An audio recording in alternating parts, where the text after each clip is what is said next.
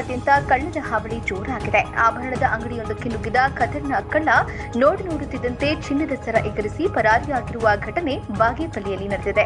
ಬಾಗೇಪಲ್ಲಿ ಪಟ್ಟಣದ ಆಭರಣದ ಅಂಗಡಿಗೆ ಬಂಗಾರ ಖರೀದಿಸುವುದಕ್ಕೆ ಮಹಿಳೆಯರು ಜಮಾಯಿಸಿದ್ರು.